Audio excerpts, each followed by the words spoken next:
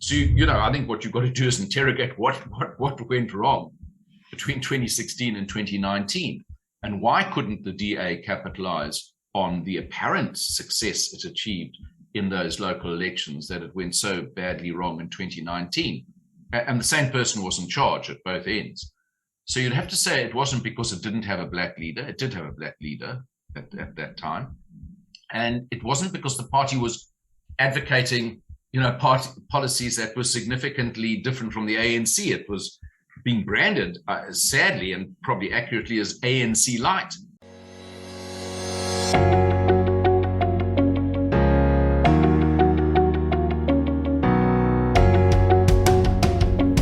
Well, hello there.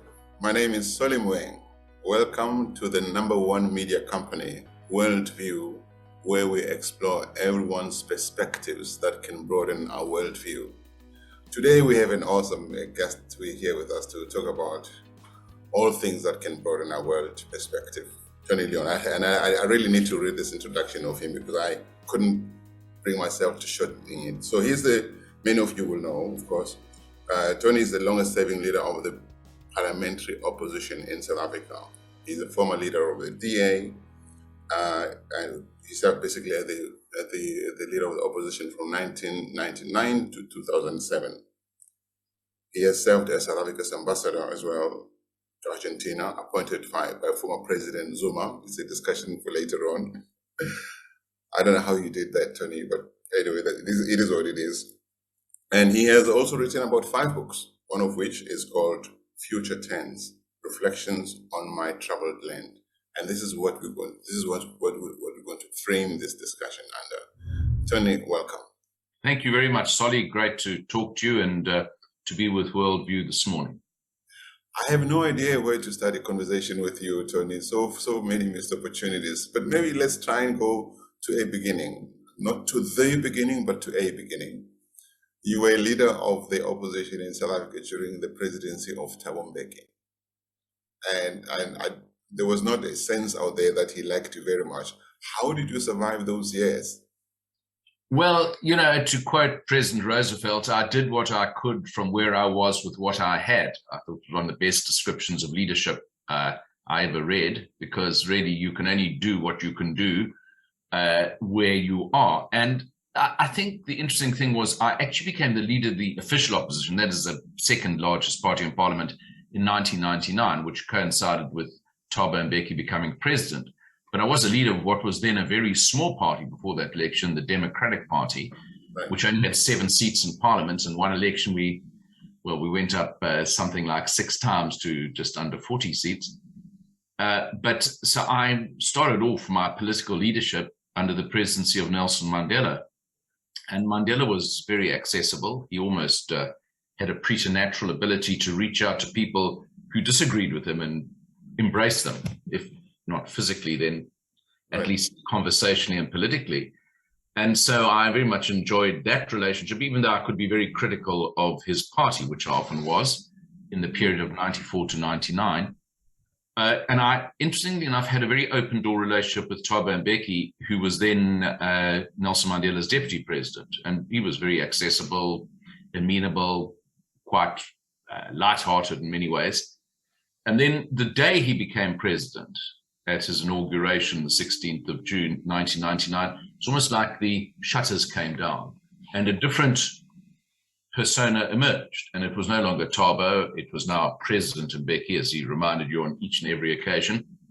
And he wore his office very heavily. Mandela, ironically, wore it very lightly. Perhaps that was part of the genius of his leadership. And Mbeki did not like being opposed, not internally or not externally. And that was my day job. I was the leader of the opposition. So of course I did oppose him quite vigorously, literally on the A to Z, starting with AIDS and his AIDS denialism right through to Z being Zimbabwe, where we were coddling the dictator Robert Mugabe. And I thought this was not the correct posture for a country like South Africa. And indeed, it wasn't part of the program that I'd signed up for when we inaugurated a new constitution in 1996.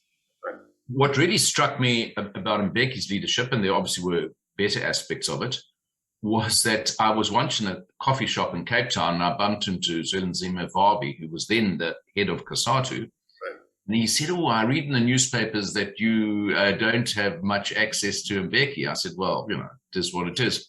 He said, I just want to tell you, I'm the head of COSATU, and I've never had a single one-on-one meeting with President Mbeki. So I thought, wow. And of course, that is one of the reasons for the great tragedy of what followed, which is the Jacob Zuma presidency, was that actually the reason Mbeki was toppled in 2007 wasn't just a disagreement about his policies or philosophy. It was because of his icy disdain for any opposition, internally and externally. Right. So I think what I experienced was part of a greater leadership deficit, in my view. Do you think, it's often said that if you want to see the real character of somebody, either give them a lot of money or a lot of power.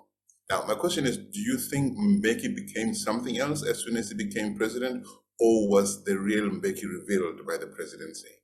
I can't answer that. I first met Thabo in 1992 at the United Nations General Assembly, or actually Security Council meeting.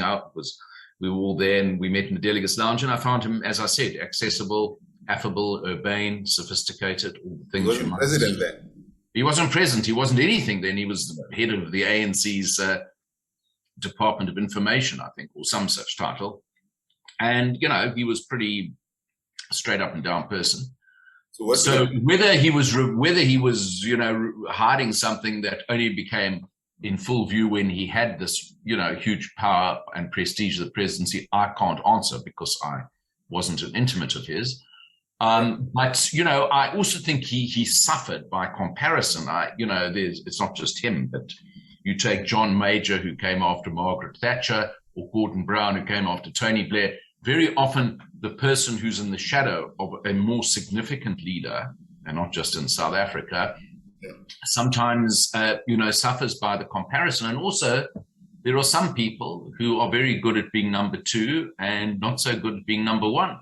And I don't know what combination of circumstances it was, but I think that the Mbeki presidency was, as one could say, the prologue for the Zuma presidency, precisely because Zuma was the antithesis of Mbeki. And I think there was a yearning for that inside the ANC and arguably even in the country as a whole after a lot of the things that had happened on the Mbeki watch. There were always some very good things, like on the economic growth side, which we look at as a golden age from where we are now.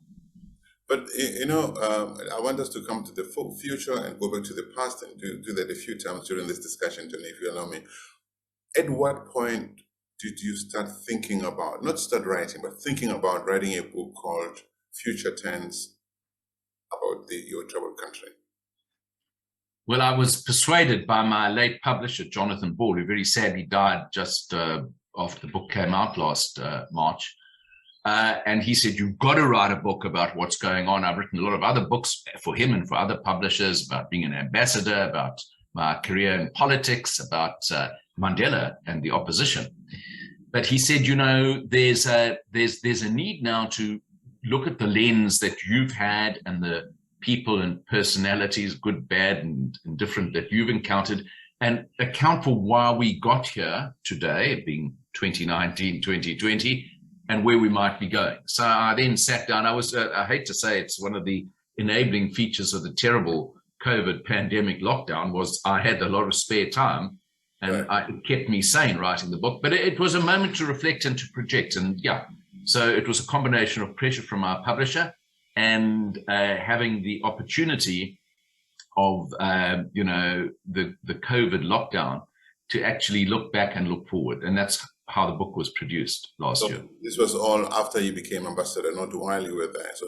Oh, no, long after. I came back from being an ambassador in 2012, and I immediately brought out a book called The Accidental Ambassador, which answered the question you posed at the beginning, why did I become an ambassador appointed by Jacob Zuma, no less? And then I wrote another book shortly after Nelson Mandela died called Opposite Mandela, which really was the opposition and Mandela, which has been a very underexplored feature of the outsized presidency of Nelson Mandela. How did he relate to the people who were his political opponents, but dare I say, even case like mine, personally quite close to him? And how was that relationship managed? And what did it manifest about Mandela, the person, and about South Africa and what you might say was a golden age of constitutional democracy? So yeah, I've written a few, and then of course I write 4 newspaper columns, well, so do you, a month for various publications in South Africa. So I had a kind of store of knowledge. And I think the thing about future tense, and it's quite apparent, I mean, the future's moved on since that book came out last year. It's really the difference, you know, if you write a book about current affairs, as you know, Solly, the currents change. But currents pull us, you know, left or right. What doesn't necessarily change is the wave, which goes up or down. Right. And so the wave has been in exactly the description I describe in future tense, largely downward. But the current obviously, you know, alters from time to time. So I think it's still relevant today. Yeah. Do you think that, I mean, sometimes we South Africans, not just a portion of South Africans, feel like we are frogs in a pot, slow boiling pot of water.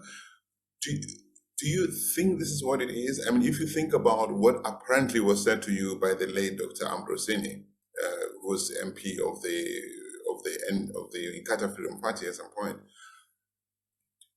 do you see some of that stuff becoming real? I mean, are we really being taken for a ride? Is there like a grand scheme plan behind everything that's happening? Well, that quote actually was said to me by Mario Ambrosini, and he repeats it in his own autobiographies. Very sadly and tragically, he died of cancer at a young age. So it's, you know, we can't go back to source in this case. He quoted what Ramaphosa said to him during the constitutional negotiations. He said, I'm going to, you know, the whites will be like putting the frog into boiling water, but you just boil the water very slowly so they adjust to the change in temperature. Meantime, you know, we take away their assets, we take away some of their words to that effect. Obviously, I don't know if Ramaphosa said it, but Ambrosini said he did say it. But I think it's actually not a bad description of the South African condition, white, black, colored or Indian, just generally, that we start to adjust to things that really are unacceptable. And so we start to adjust to the fact we don't have electricity 24/7, which, you know, in 2022 is not the way a modern industrial economy or any basic country should operate. We start to make provision by not relying on the state at all. You know, I was very struck, I think on the 5th of March this year, The Economist magazine published an article about South Africa called The Parallel State. And these more or less were, and basically how the middle class in South Africa have completely, although they're paying a huge amount of tax, opted out of state provision. And there were many figures, but the one that really struck me was they quoted figures from 1997, which said there were about, and these more or less the ratio, 117,000 police officers in the country and about 125,000 private security guards. Fast forward to last year, there were about 135,000 police officers and 560,000 private security guards because people buy their own security. And in a way, for the middle classes and the upper reaches of society, it's a bit like the National Party backbencher once accused me when I was first got to Parliament for the Liberal PFP or DP. He said, it's very easy. Your voters can buy their apartheid. Mine can't, which was a very profound point, actually, about why apartheid mattered to certain cohort of whites in South Africa and was irrelevant to others who didn't really need the protection of that system. And what you've got now in South Africa in the upper reaches of our society are people who buy their own apartheid, but they buy their own privilege. They live in enclaves, they behind security walls, they have private schooling, and they have inverters instead of electricity. And, you know, there's a long checklist you could go down, Solly. But that's not normal, that's abnormal. And we start to normalize the abnormal. We start to, we start to accept mediocrity as the default position. We start to take for granted that there's no accountability. These are not to make excuses for some of the things that happen. Absolutely. And so in that sense, there is a frog boiling attitude in South Africa. But look, there are many gifts to living here, as you know. I mean, it is still a beautiful country. People here are pretty nice, despite the conditions to which they're subject.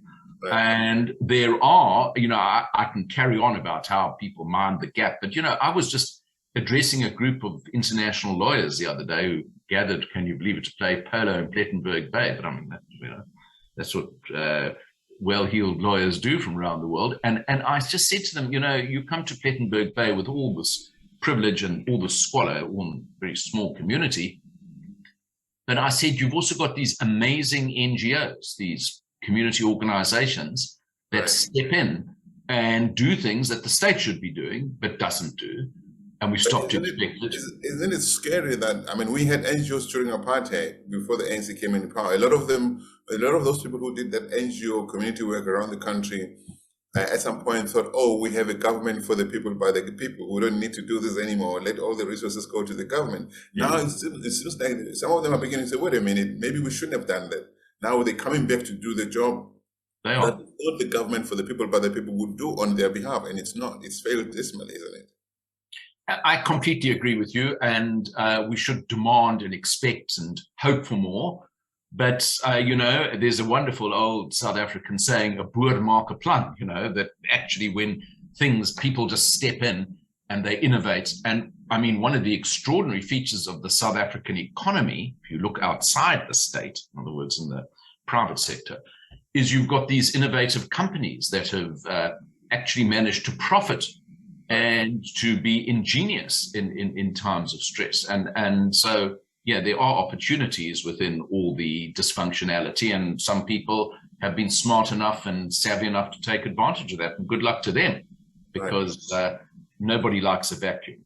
But surely, Tony, this parallel state thing, I think a lot of, if you talk to individuals, I don't see they look at the bigger picture or they care about the bigger picture. It's their own survival every day. Do I have sufficient security? If I can't get it from the police, if I can't get protection from the police, I'll do it myself. Do I have sufficient electricity supply, or if for my business, whatever nature of business you're running, if I don't get it, I'm going to pay it for myself. Then everybody ends up doing the same thing. Then we continue paying taxes to a government that is using that money for something else. Surely, stealing. Stealing the money is what's happened. Is the Zondo Commission has given us in painful detail, more than R1 trillion by all accounts, was stolen during the so-called lost decade, which continues unabated. It's one thing to say that Zuma's a crook and a scoundrel, and he undoubtedly was both those things in the latter days of his presidency. But Ramaphosa has barely, made a dent in terms of interdicting this. He talks, he appoints a commission, he does a few gestures, but actually, I think the thing that really unsettled, the frog did jump out of the pot last July, when the looting and the wholesale rioting began in the Durban area, where I'm from originally, spread to Joburg, and suddenly 300 people had lost their lives while the police stood by, the military intelligence failed, the state was ineffectual or indeed enabling of the larceny. And Ramaphosa made another pompous speech talking about an attack on the state itself, and yet here we are, where we now in March, so we're some 9 months down the line, and not a single person has been arrested, indicted, convicted, or imprisoned who led that rioting. We know who they are, the social media messages. Some of them came from Nkandla. So nothing's happened. So you begin to say, well, for a lot of people, I think that was a turning point. And there's an article in the Financial Mail this week, which indicates the fact that, we can talk about the poor and dispossessed, and we should. That's how most, unfortunately, South Africans live. But 1% of taxpayers in this country pay 50% of the taxes that you mentioned. And the problem is at the very top end. All the time. Yeah, those guys are leaving the country. And Knight Frank, the international property group, said that there's been a surge out of South Africa since last July when those riots happened. So it doesn't just have a consequence in terms of, people's lives, livelihoods, and those terrible things, but actually it just undermines the ability of the state to make any kind of provision, because the people who are paying to keep the state going are exiting the country. So if you don't get a wake-up call from that, then you've got to say nothing will wake you up. Sure. That's the present and the future, but we'll come back to that. I want us to go back to the past a little bit, Tony. Do you, when you look back at the leadership of the DA and the role you've played while you were still an active opposition politician in South Africa, do you have any regrets? Are there things that you look back and you think, maybe I could have done this one differently? Yes, you could have changed your tone of voice. You could have been a bit less chirpy on certain things, of course.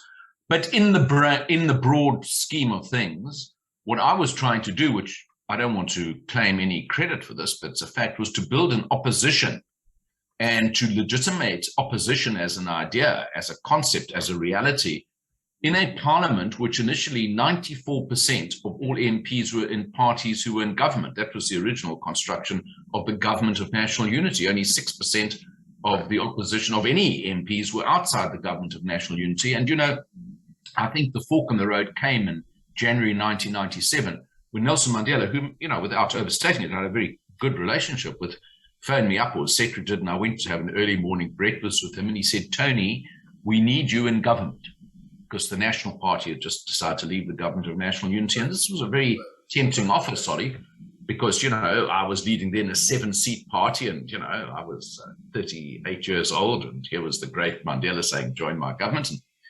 And, after a lot of back and forth between me and him and between our respective organizations, I came to the conclusion, my party came to the conclusion, that actually, tempting and flattering though the offer was, South Africa needed an opposition if it was going to have a constitutional democracy and not just become a one-party state. And the clincher for me, strange enough, was when Mandela said to me, "Tony, we must face the world with one face."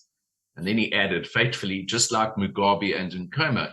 And for those, you have to be... He wasn't asking you to join the ANC, was he? No, but he was just saying, let's all be on the same side. And the problem with that parallel he drew of Mugabe and Nkrumah, as you remember, the significant opposition to Robert Mugabe in the early years was Joshua Nkoma's ZAPU party.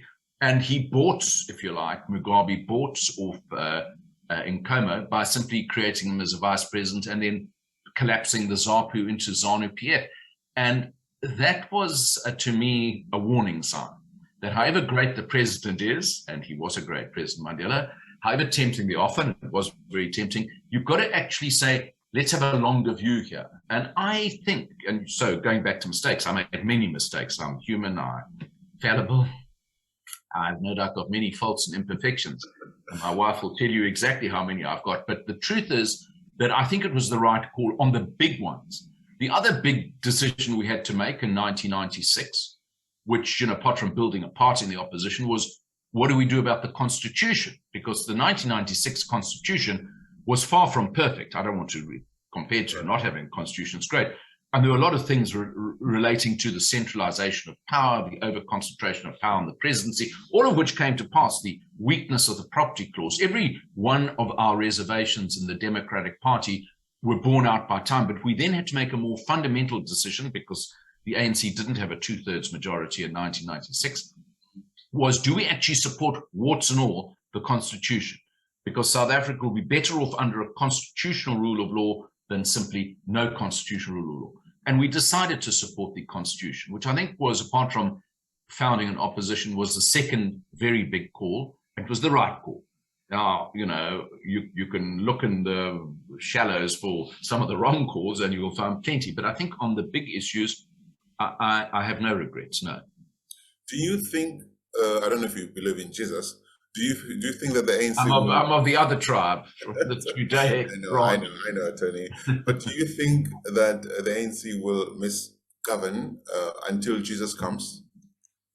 Well, I'm very struck by the fact that last year, in November, in the local elections, for the first time, it's only been in government for 28 years. It's a long time. It's longer than Putin's been president of Russia, God help us.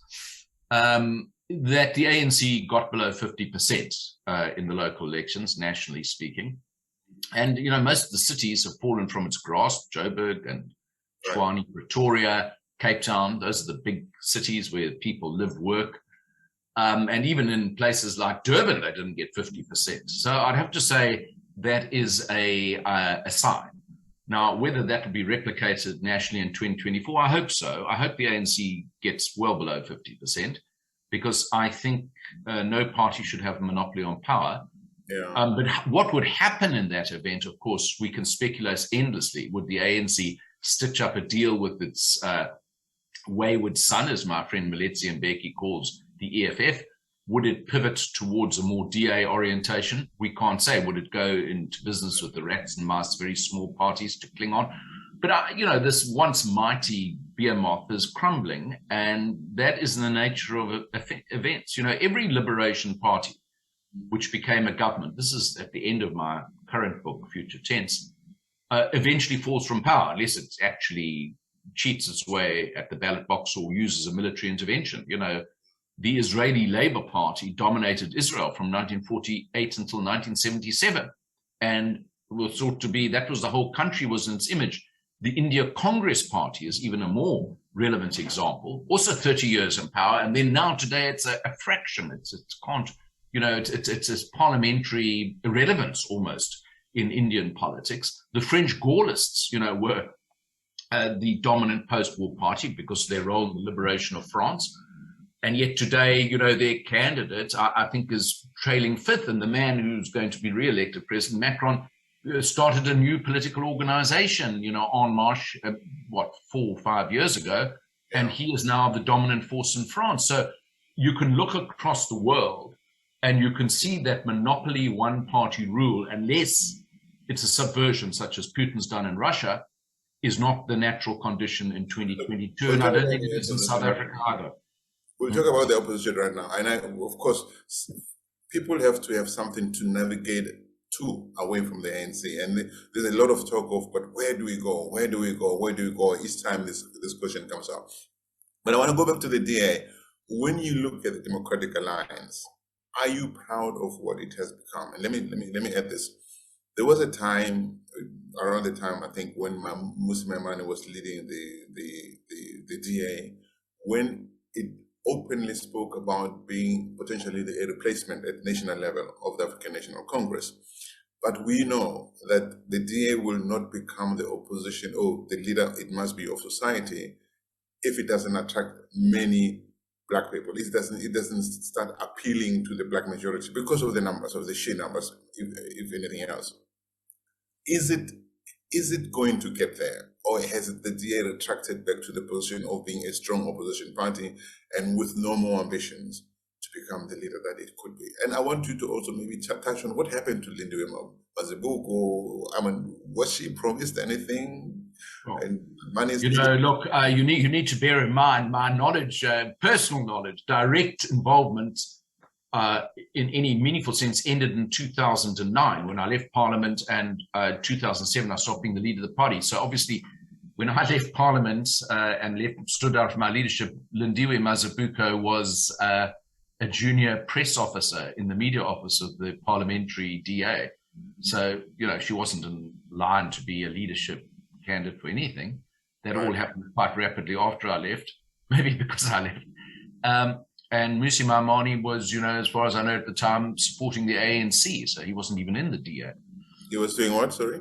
Supporting the ANC. I think part of the problem was that actually Musi, who had many estimable qualities, I elaborate in my book, basically was not really DA at all. He was a very significant Christian church minister on the one hand, and right through the Thabo and Mbeki presidency, he voted for the ANC, not for the DA. And then in rapid succession, he became the leader of the DA, which just suggested that his philosophical roots were not deeply embedded in the party. And what happened was in 2016, he was leader and the party achieved its best local result ever, got, I think, 27%, won all those cities. And in 2019, within 3 years, he presided over the worst setback for the party at a national level that it had since its founding. It lost 500,000 votes in every election since 94. It had gone forward by adding hundreds of thousands of votes. So, I think what you've got to do is interrogate what went wrong between 2016 and 2019. And why couldn't the DA capitalize on the apparent success it achieved in those local elections that it went so badly wrong in 2019? And the same person was in charge at both ends. So you'd have to say it wasn't because it didn't have a Black leader. It did have a Black leader at that time. And it wasn't because the party was advocating, policies that were significantly different from the ANC. It was being branded, sadly and probably accurately, as ANC light. And so its appeals were not actually rewarded with significant votes by the electorate it was apparently appealing towards. So I don't think that was something that actually achieved what it set out to do, if that was the objective. I wasn't obviously the lead at the time, so I can't comment. So I think there's a brand issue with the DA. I mean, you're a branding expert, Solly. And, after 20 years of, having this kind of label stuck on it, you're a white party or you only stick up for minority interests, quite a lot of that sticks. Whether that's going to, at a time of national catastrophe where South Africa is really going to make a huge difference, we don't know. And whether, in fact, the DA can become something else from what it is at the moment is also perhaps a bit of a stretch. But, the DA is the only party, and I'm not saying this because I led it, because when I started, it was a 1.7% party, now it's a 20% something party, which has managed to, achieve over 5 elections or 6 elections, a growth point that puts it in the 20s. Now, this sounds very poor comparison to the ANC, which on its worst day is in the 40s, so it's twice the size. But, the other parties, opposition parties, are minnows. The next one got about 11%. But, I mean, the question is, if the DA doesn't even advance at all, but sticks to what it has, and other parties start to emerge and do better, can those parties coalesce to create a non-ANC alternative? Maybe South Africa doesn't just want 2 hostile blocks, ANC versus DA, but ANC versus a multiplicity of others. Right. Now, they've pioneered that with very mixed results in various municipalities. We have these coalitions. Some of them seem to be enjoy rather bad blood between them, but they're still hanging in there. And you've got to hope that somehow South Africa gets an alternative. And I don't know what it's going to look like. I don't know whether it's anyone who's in leadership knows what it looks like, but I think South Africans Action SA, is there hope in Action SA becoming that alternative? Well, I think they're an interesting party. It's quite interesting as well. I mean, Herman Mashaba in the last municipal elections did very well in Johannesburg. He got double the number of votes in Soweto as the Action SA guy than he got when he was DA mayoral candidate. So that tells you something about labels.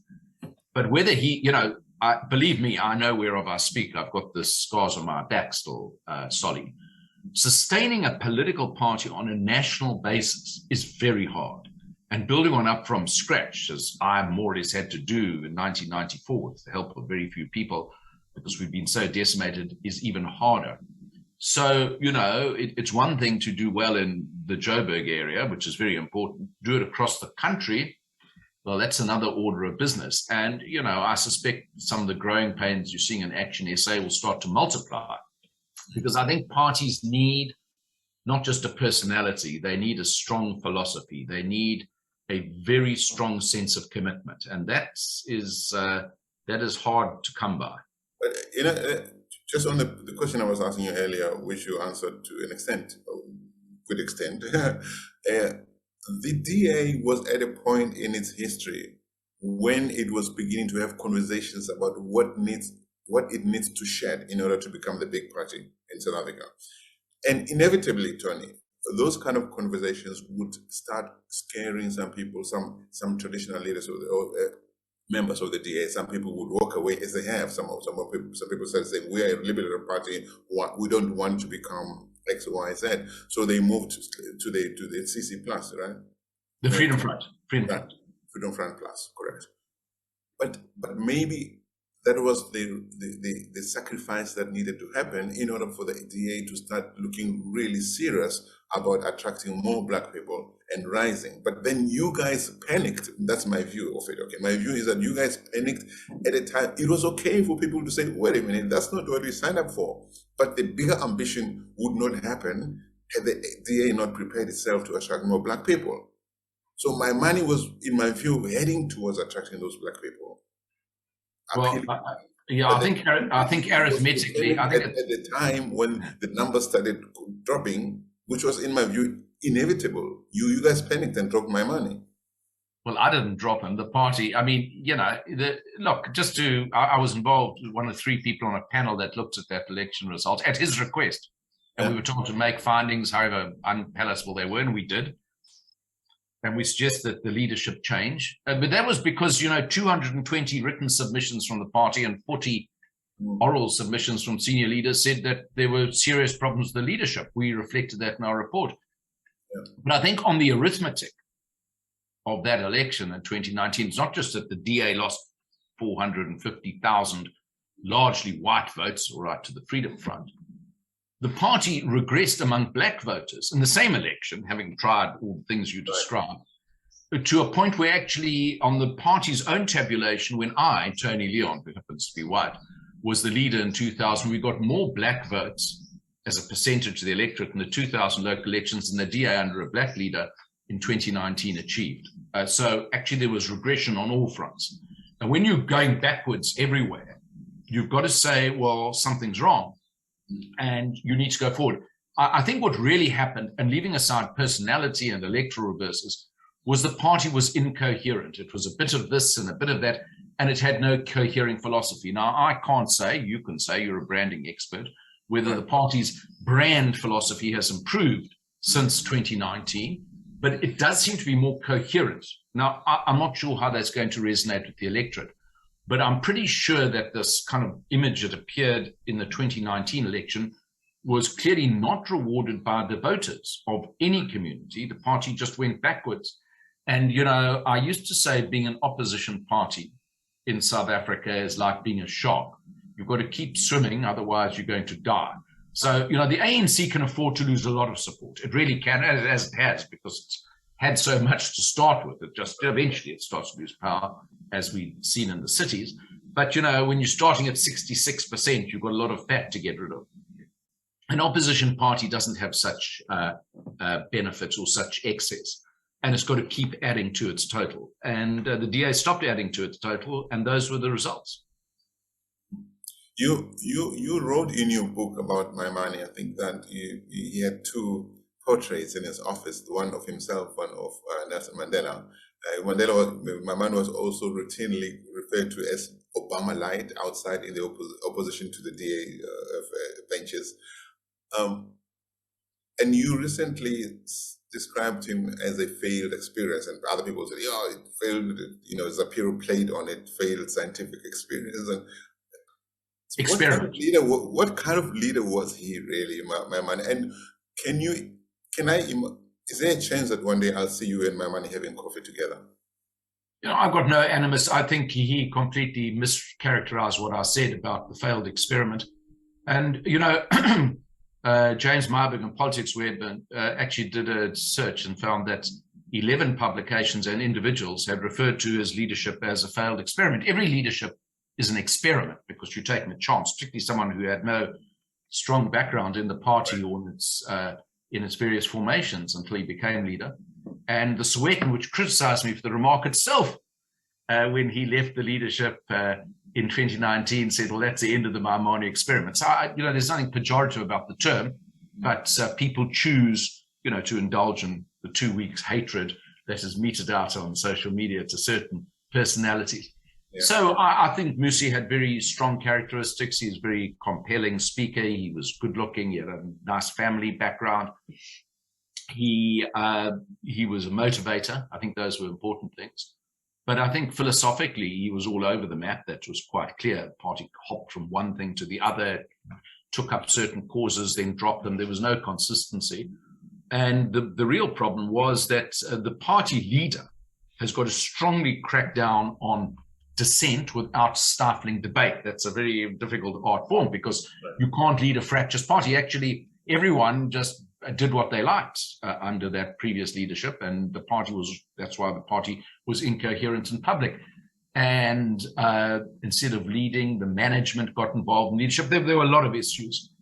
But, you know, clearly he has some following, and I think he's standing himself in the next elections as an independent or something. Well, we'll see.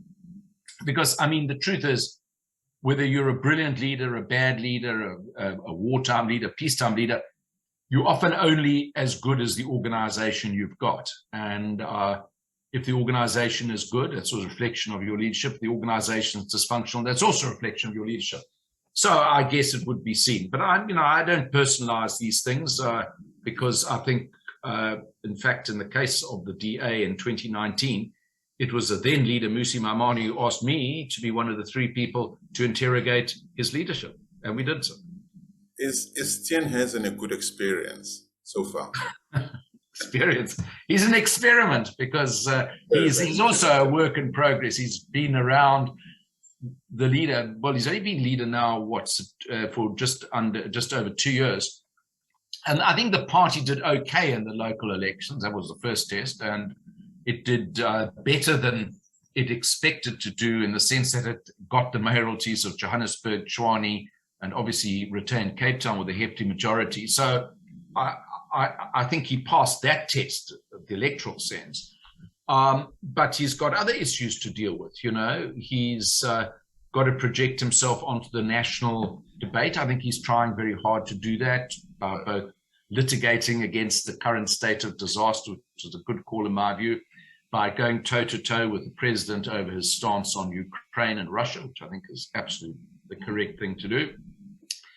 But, you know, he's also got to deal with issues within the party. You know, personalities leave, as you saw recently, and people will be, you know, looking to the leader to make clear why it is they should have faith in the party. And, you know, I can't tell you, I have a high regard for him as a human being. I know him quite well. I've known him since he joined the party when I was the leader. And I think he's got a lot of experience. But it's not for me, since I'm not an unbiased voter, to say, or an uncommitted voter. I am both biased and committed, how that's going to project onto the national stage in the real election that counts, which is in 2 years' time.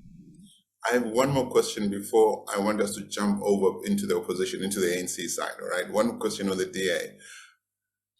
Does the DA, is it having problems with black leaders? Because that's what South Africa is saying. Just yesterday, another black leader left the DA. And the question of black leaders and how they survive or how they find a way to move around the DA always comes up. Does the DA see this as a problem? What do you think should happen? Well, certainly in terms of the narrative, it's a problem, because every time a person, well, of course, you know, Athol Trout left and he was decidedly white, so that had a different narrative. But generally, if a person leaves who's black, I treat exiting politicians from one party with a degree of circumspection, because, you know, I can only speak about my own experience. I had serious misgivings with the party leadership when I joined the PFP, as it was called, as a young man. And I lost my first nomination contest, a completely rigged situation with a sort of old guard network when I was standing in Braamfontein. This is so long ago that only I can remember it, probably. And it was a stitch up. But I didn't leave the party because I was disappointed with what happened to me personally. I didn't say, do you feel my pain? Do you hear me as a unique individual? I joined the party because I believed in what it stood for. And that, to me, is the only basis for a political party membership. Not because, you know, I'm heard as an individual. I'm sorry, I'm very impatient with people who say, you don't hear me or see me. Then you must be seen and you must be heard. You mustn't be like the child who stands in the corner on the old Victorian nursery rhyme. So I'm not very sympathetic to people who say, well, I had a bad experience. Yes, politics is bad in many ways and political parties are nasty.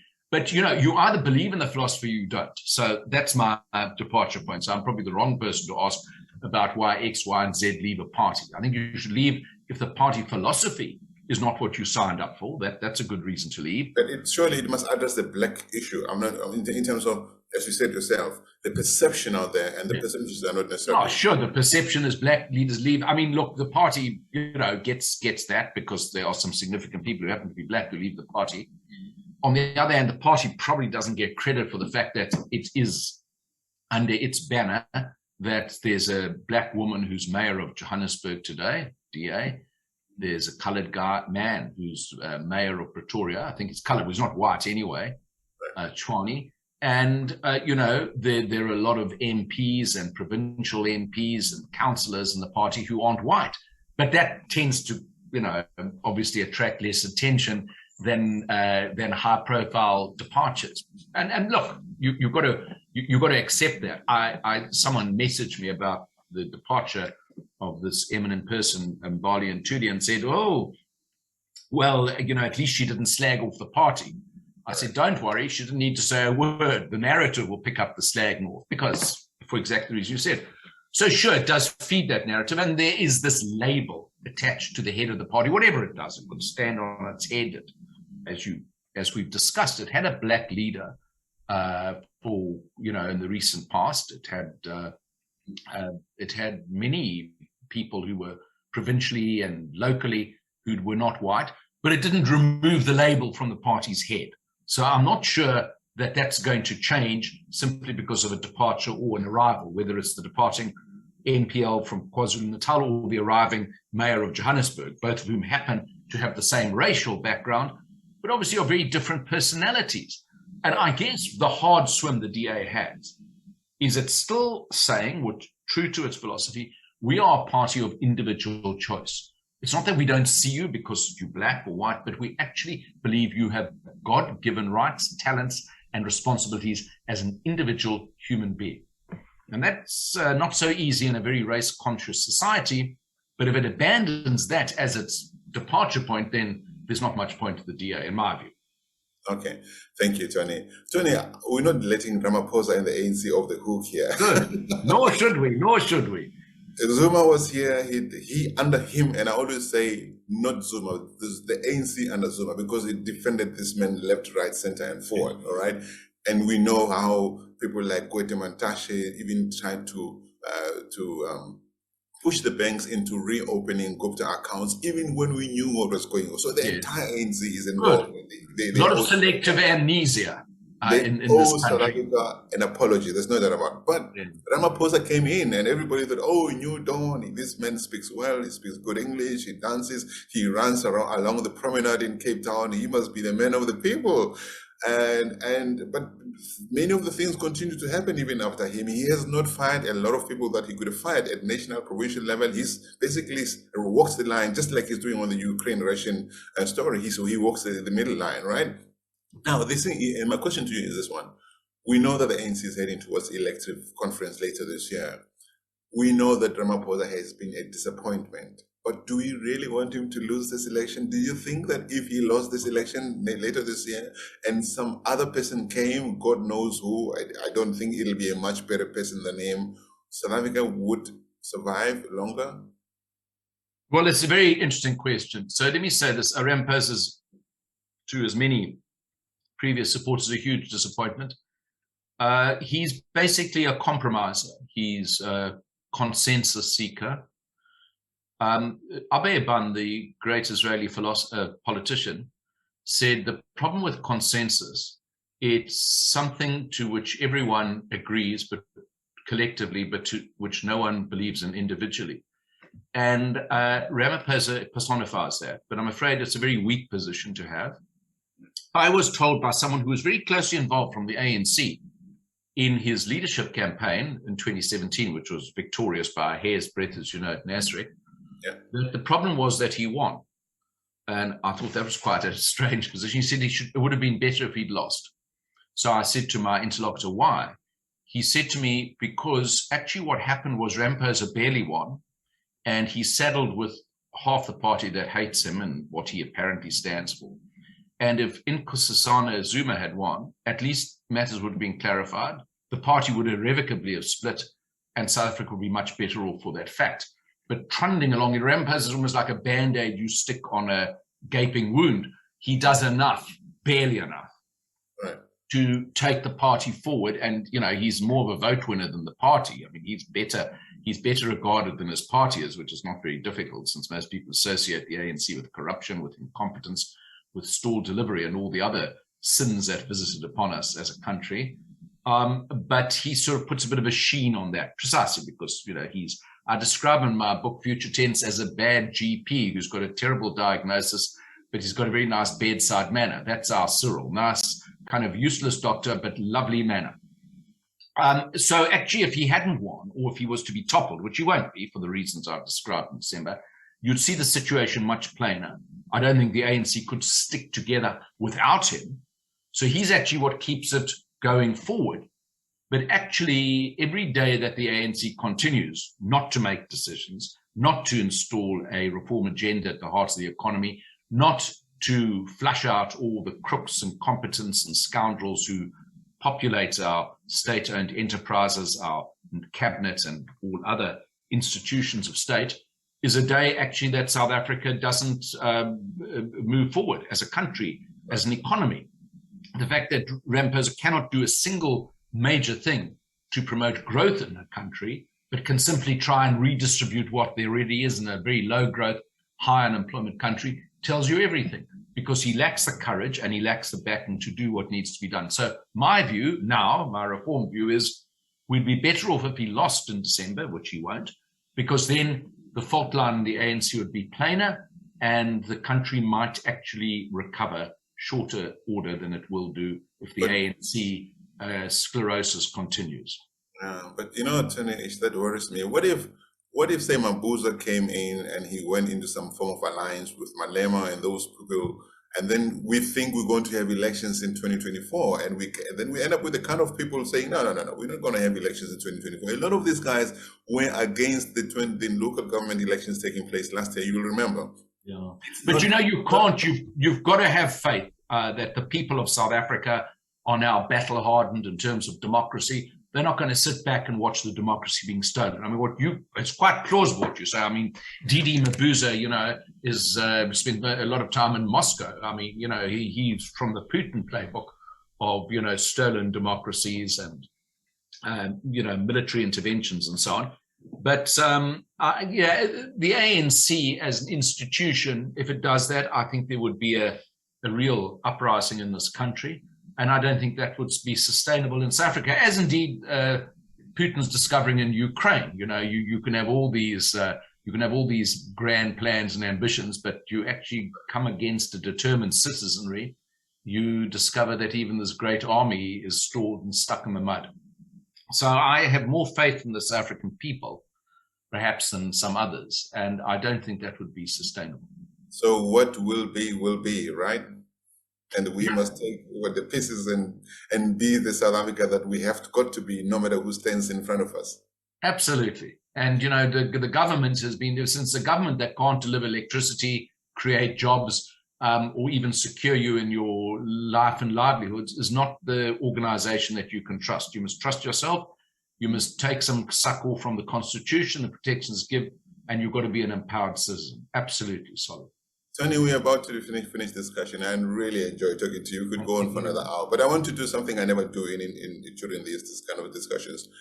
I want to ask you, is there something that you hoped I would ask you that I didn't ask you that you would like to say before you go away?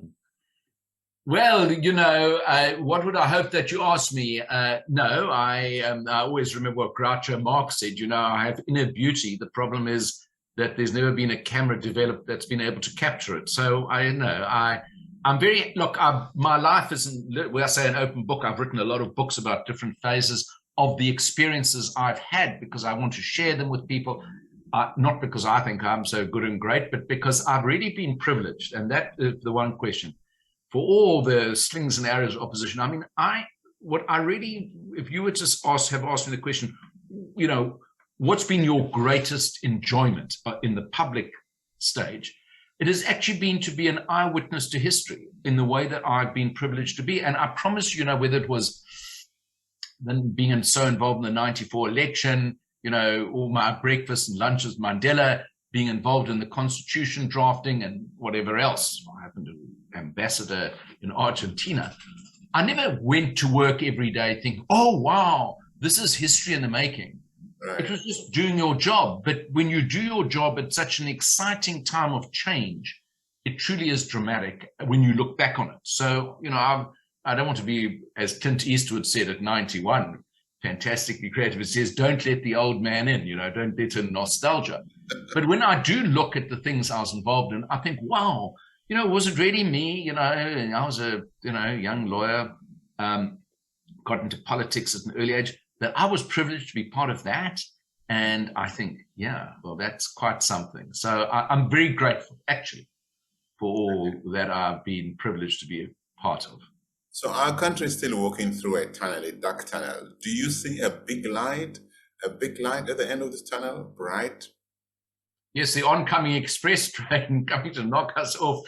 Now, look, I'm skeptical about sort of these great moments that change everything. I just think you've got to, cultivate a skeptical faith. That's what I call it. So no Gotterdammerung, no utopia. You've just got to keep on keeping on as best you can, doing what you can from where you are with what you've got, to quote President Roosevelt. That's my philosophy. Thank you so very much, Tony. And to our viewers out there, thank you again for following another session of WorldView, the best media company where we explore everybody's perspective that can broaden our own worldview. And you've seen it with Tony. I'm much better off knowing what's going on in South Africa and maybe putting a better perspective into my own views of South Africa after this discussion. And so I hope that you too have gained some interesting knowledge from that, and that you will keep following us on social media, WorldView. Thank you, Tony. Thank you, everybody. Thank you very much, Solly. Goodbye. Bye-bye.